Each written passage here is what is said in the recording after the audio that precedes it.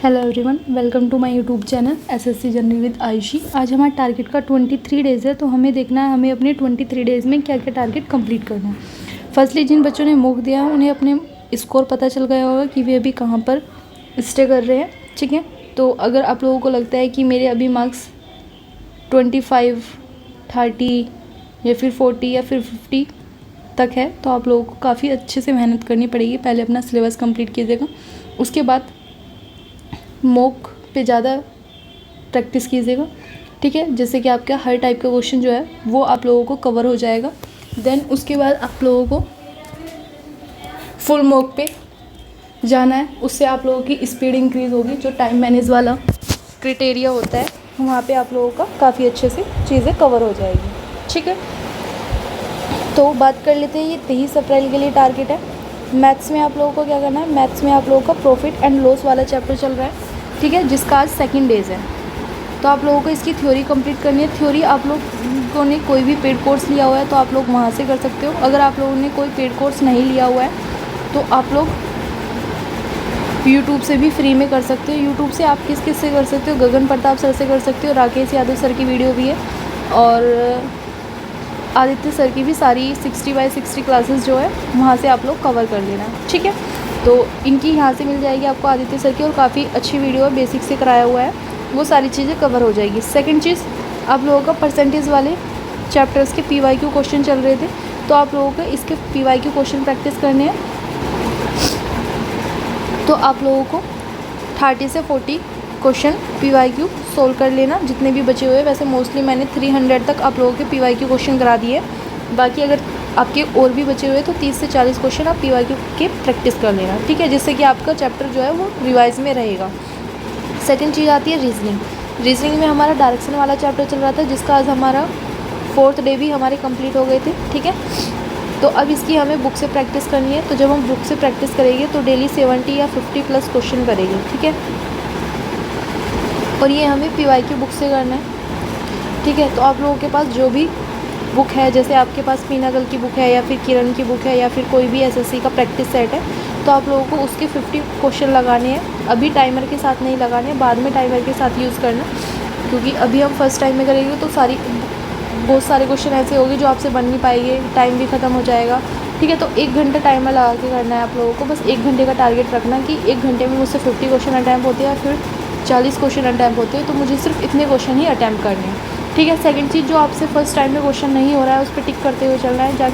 जब हमारे रिवीजन का टाइम होगा तो फिर जो क्वेश्चन हमसे फर्स्ट टाइम में अटैम्प्ट नहीं होते, सिर्फ हमें उन क्वेश्चन को सोल्व करना है, बाकी जो हमसे हो गए थे उन्हें सोल्व नहीं करना है, ठीक है। नहीं तो ये फिर जो सिलेबस होता है ये हमारा बहुत ज़्यादा बल्कि हो जाएगा, क्योंकि आप किसी भी चैप्टर्स के क्वेश्चन देखोगे तो 700+ मिलेगी।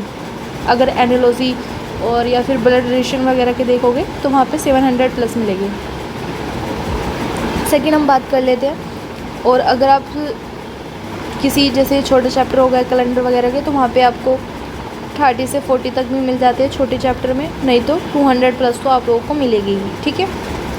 कुछ चैप्टर्स ऐसे होते हैं जिनसे 1-2 क्वेश्चन ही आता है, तो वहाँ पे आपको 30 से 40 मिल जाएगी, और जिनसे मतलब थोड़ा चांसेस ज़्यादा होते हैं वहाँ पे 200+ मिल जाएगी। तो अगर आप ये सारे क्वेश्चन बाद में दोबारा से रिवाइज करोगे तो बहुत ज़्यादा लेंथी हो जाएगा, सिलेबस एक बल्कि टाइप का हो जाएगा। तो इसलिए हमें टिक करते हुए चलना है जो क्वेश्चन हमसे फर्स्ट टाइम में नहीं हुए हैं, ठीक है। सेकंड हम बात कर लेते हैं इंग्लिश में। इंग्लिश में वोकैब वाले पोर्शन में हमें क्या करना है, तो एंटोनियस हमें 591 से 620 तक करने हैं, यानी कि 30 एंटोनियंस करने हैं, ठीक है। ऐसे ही हमें ईडियम्स करने हैं 590 से 620 तक, ठीक है।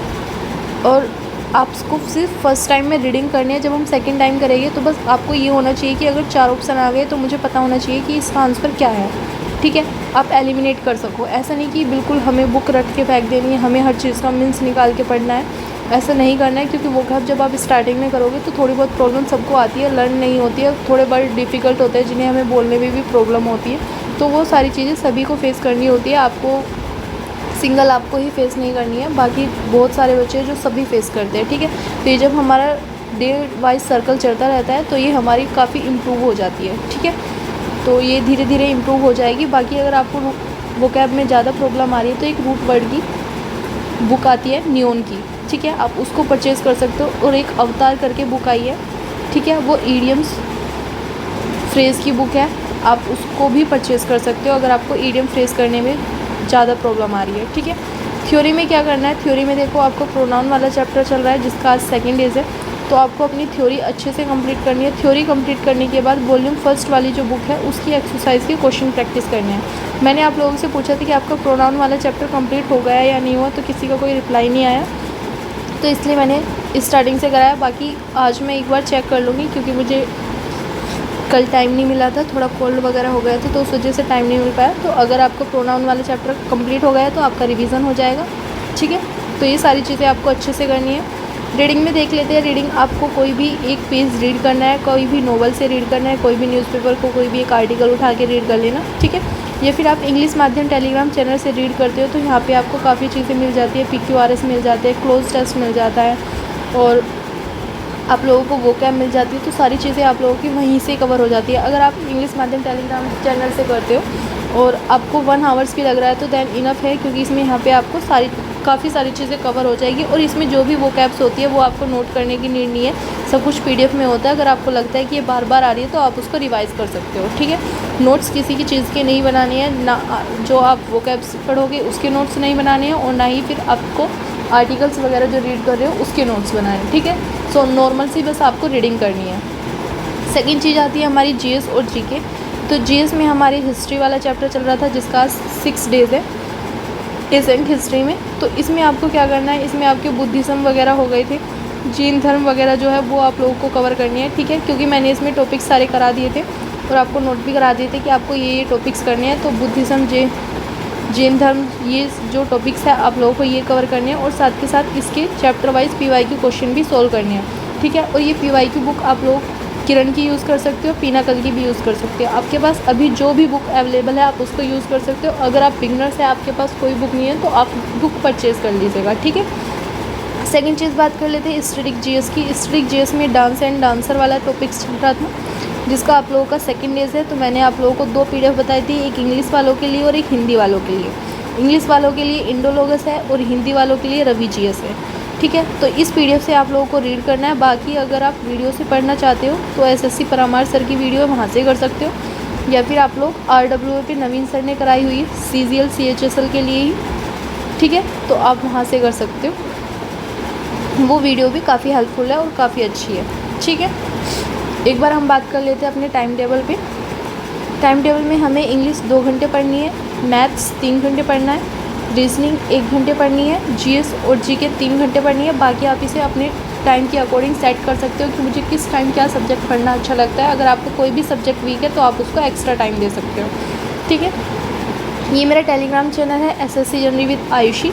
लिंक आप लोगों को डिस्क्रिप्शन में मिल जाएगा टेलीग्राम का, वहाँ से आप टेलीग्राम ग्रुप ज्वाइन कर सकते हो। बाकी कंसिस्टेंसी के साथ अपने 90 डेज़ के सीरीज़ को टारगेट को कंप्लीट कीजिएगा अच्छे से, ठीक है। ये इम्प्रूवमेंट आपको अभी नहीं दिखा, बाद में जब आपके जैसे अभी आपको 23 डेज़ का टारगेट चल रहा है, ठीक है। जब 1 मंथ हो जाएगा और आप कंसिस्टेंसी के साथ अपना टारगेट्स कंप्लीट करोगे तब आपको अपने मार्क्स में काफ़ी इंप्रूव दिखेगा और अभी तक भी दिख रहा होगा। पर वीक आप लोगों को इंप्रूव दिखता है, ठीक है, कि पर वीक में मेरा कितना इंप्रूव हुआ है, वो सारी चीज़ें आप लोगों को शो होती रहती है। इसलिए मैं आप लोगों को बोलती हूँ कि कंसिस्टेंसी के साथ पढ़ना चाहिए। हम बेशक कम पढ़े बट अगर हम रेगुलर पढ़ रहे हैं तो हमारा काफ़ी चीज़ें इंप्रूव हो जाती है, ठीक है। तो कंसिस्टेंसी के साथ अपना टारगेट्स को कंप्लीट कीजिएगा। बाकी अभी हाइपर होने की कोई नीड नहीं है, अभी हमारे पास काफ़ी टाइम है। बस हमें अभी फोकस करना है कि हमारा जल्दी से जल्दी हमारा सिलेबस कंप्लीट हो जाए। देन सिलेबस कंप्लीट करने के बाद हम प्रैक्टिस पे जाएंगे, फिर अपने मॉक पे जाएंगे, फिर हम अपना टाइम कम करेंगे कि हमें कैसे एग्ज़ाम में टाइम मैनेज करना है, वो सारी चीज़ें कवर करेंगे, ठीक है। तो thank you for watching my video. मिलते हैं नेक्स्ट वीडियो में, तब तक के लिए जय हिंद, जय भारत।